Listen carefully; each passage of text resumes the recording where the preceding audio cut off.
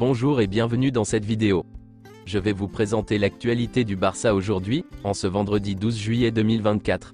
Si vous êtes nouveau sur la chaîne, ici je parle généralement de l'actualité du Barça. Donc n'hésite pas à t'abonner, et appuyer sur le bouton j'aime et un commentaire pour le référencement, et ainsi me soutenir. Voici mon compte TikTok, pour les intéressés. Merci, et commençons.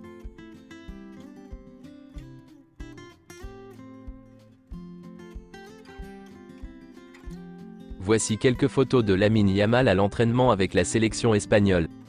La question de savoir si Lamine Yamal est candidat au Ballon d'Or a fait l'objet d'un débat très intense hier, lors de la conférence de presse espagnole.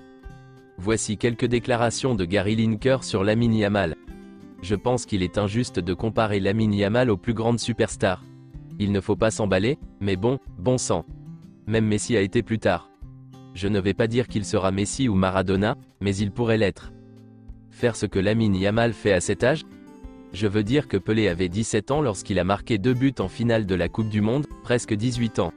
Ce gamin a 16 ans, presque 17. C'est le meilleur joueur de 16 ans que j'ai jamais vu. Je n'arrive pas à comprendre l'intelligence de Lamine Yamal en termes de football, et le fait qu'il soit encore à l'école. C'est époustouflant, stupéfiant, incroyable, fou.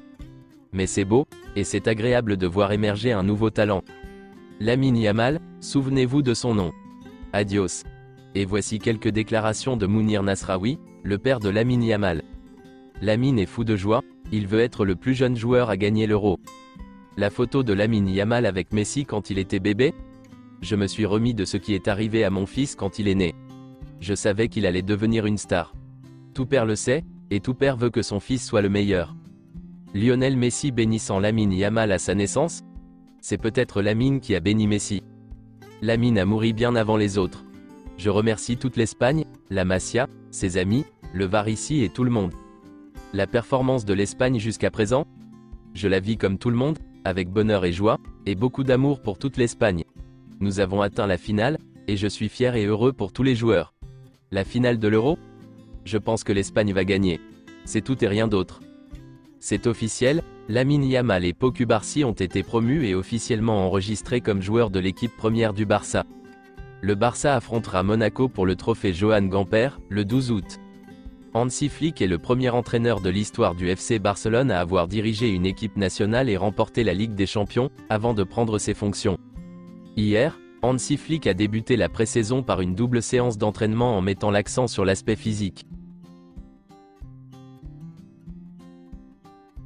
Alejandro Balde a eu de bonnes sensations lors de la première séance d'entraînement de la pré-saison.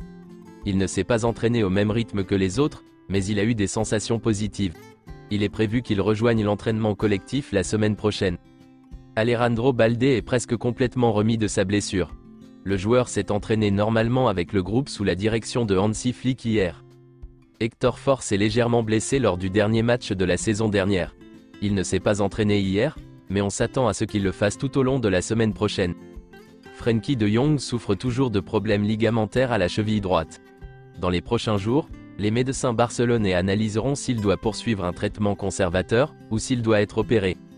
À l'origine, Frenkie de Jong avait été diagnostiqué avec une entorse de la cheville de grade 2, qui aurait dû prendre quelques semaines pour se rétablir. Cela fait maintenant plus de 3 mois, et il présente toujours un gonflement important qui pourrait nécessiter une intervention chirurgicale. Le club annoncera officiellement aujourd'hui que Thiago Alcantara fait partie du staff d'Hansi Flick. Voici une image de Thiago Alcantara hier au Barça, lors de la session d'entraînement. Le FC Barcelone devrait annoncer officiellement les maillots de la prochaine saison, le 23 juillet.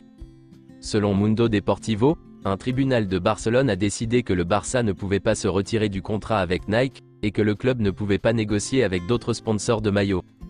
C'est officiel, le FC Barcelone et Figueras Seating signent un accord pour incorporer le plus grand confort et un design innovant dans les sièges VIP du Spotify Camp Nou. Voici quelques déclarations d'Iniesta. J'aimerais revenir au Barça un jour. Je continuerai à jouer jusqu'à ce que je sente qu'il est temps d'arrêter. J'aurais aimé que Xavi continue, pour ce qu'il représente pour moi. Mais j'espère qu'avec Hansi Flick, le Barça pourra à nouveau remporter le plus grand nombre de titres possible, et qu'il y aura une stabilité pour longtemps. Il est indéniable que la signature de Nico Williams ajouterait un niveau supplémentaire à Barcelone. Selon les dernières nouvelles, Girona est toujours intéressé par Oriol Romeu. Girona n'est pas intéressé par le retour de Pablo Torre dans son équipe. Le joueur, qui s'entraîne avec l'équipe première de Barcelone, attend de savoir ce qu'il adviendra de son avenir. Selon Sport, Manchester City est prêt à vendre Cancelo pour moins de 20 millions d'euros afin d'accélérer son départ, et de ne pas l'inclure dans sa pré-saison. Le Barça le veut en prêt avec une option d'achat non obligatoire. Manchester City acceptera un prêt avec une clause d'achat obligatoire. La Juventus envisage de le recruter cette semaine. Si Joao Cancelo ne reste pas au Barça, le club cherchera une solution de remplacement peu coûteuse. C'est tout pour aujourd'hui, et merci d'avoir suivi la vidéo.